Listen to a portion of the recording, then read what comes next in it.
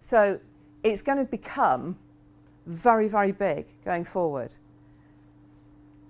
It's expected that by 2020 there will be over 50 billion connected devices as part of the Internet of Things. So if you're looking for a career to get into and you're looking for something that is going to be there in the future, hooking into something like IoT is going to be a fantastic opportunity, because there are going to be so many jobs in that area, it's untrue. It's going to add more than £8 trillion to the global economy through IoT. You look at manufacturing. Manufacturing is so old-fashioned because by its nature it's big heavy machinery that was manually operated by a lot of people. And yes, we've got CNC machines that control some, but that's still a person having to program the CNC machine to make it perform a specific function. I used to work in automotive manufacturing. I worked at a company called Dunlop, or Dunlop Topi Wheels, and we made 6.5 million steel wheels a year. So we have a big factory, or had, because I think it's gone now, in Coventry. And we had 8-stage, 2,000-ton presses in there. So when they went down, the whole road shook. You could physically feel the road shake. So they're massive, massive, really old bits of kit. And they would take a disc and they would press it and then move it to the next stage and then take holes out, move it to the next stage, shape it. So there were 8-stage, 2,000-ton presses that we had. Now, when they broke down, that caused us a massive problem, because then we couldn't manufacture our wheels. In automotive, they have something called lean manufacturing and just in time. So they expect you to not hold stock, and they expect you to deliver line side when they want it delivered. So if you have a line stoppage in your contract as a tier 1 supplier to a car manufacturer, they have the right to charge you thousands of pounds per hour because you're stopping their line from working. You can't afford the equipment to go wrong. But then you can't afford for people to inspect that equipment because it's taking the equipment out of working practice. So if you had an IoT solution that's looking at that piece of machinery and it's measuring how well it's performing, whether there are any unnecessary stresses on it, strains on it, whether or not the belt is picking up and it's moving forward, if you're using IoT for that kind of thing, then maintenance of equipment in a manufacturing environment becomes proactive, not reactive. So for manufacturing companies, there is going to be a lot of potential for using IoT solutions to transform the way in which they work. So if you're interested in manufacturing, tech is going to go that way. It's really going to take on there. And the technology is getting smaller and smaller and smaller. So has anybody heard of something called the Michigan Micromote? You've heard of Massachusetts Institute of IT. So they're one of the world's, if not the world's, leading centre for technology innovation. They've developed there something called the Michigan Micromote. It is 1 millimetre, 1 cubic millimetre in size. It is a processor that can take input, process, and give an output. It's 1 millimetre cubed. It runs off ambient light, so it's power neutral. So it doesn't need a battery to make it work. So you think of that technology and that size of a processor.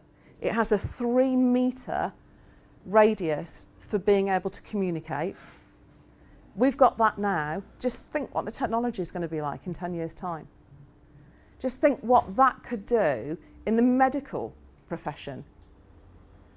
If you want to send devices into people to check out whether or not they've got a tumour, where it is, how big it is, take a photograph of it, send it back.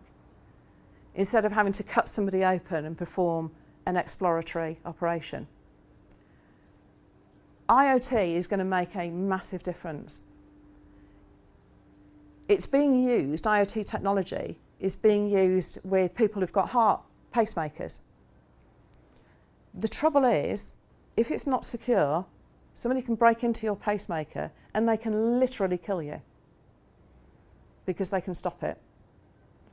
So security of IoT solutions is absolutely paramount because of the importance of the usage of those IoT devices. So IoT is really a brilliant area to get involved in if you're interested in technology, because you can come at it from a medical perspective, a transport perspective, a manufacturing perspective, a building construction perspective.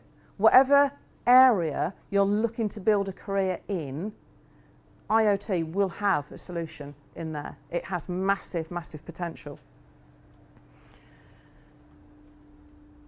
But it is quite dangerous. You know, the banks really, wrong button. The banks really struggle, particularly with cybercrime, because they don't know really how to combat it. And it's very easy to put an email together that looks like it's from your bank. And just talking of smishing, another one of my clients had an SMS message that said it was from the bank wanting verification of a payment that was due to go out, but it wasn't the bank. It was a cyber attack in progress. And he's a dentist, he is. So, and he very, very nearly did it. There was just something in the back of his mind that made him stop and think, you know, I don't know that this is right. But it's very easy, they're very convincing, they're very confident in their approach and their attack. And we're very trusting. You know, as human beings, if somebody tells us to do something, more often than not, we'll do it if it seems within the normal parameters of work. I do training for Apple, and I did some cybersecurity training for some of their partners. And one of their partners told me a story where their client, so the partner of Apple, looked after all of this company's IT equipment, and the end user in the finance department, the accounts clerk, had had an email that was supposedly from the financial director requesting immediate payment of an invoice for £80,000 to this company, this bank account, this sort code. Do it now. She actually questioned it, and she went to her supervisor to ask whether or not it was for real. And they both came to the conclusion that it actually did sound like the financial director, because he was quite abrupt, quite short, sharp in the way that he spoke to people. So they decided that yes, that was probably from him, so they needed to do it. So they did. And it wasn't. 80 grand, 5 minutes, that's all it took. Because cyber criminals know the psychology behind how we think and how we make decisions. So what we don't think is that everybody is out to get us. We think, you know, well, we've been given something to do, they're the FD, I'm the clerk, I need to just do it. But actually nowadays we can't do that. We have to think about, is it real?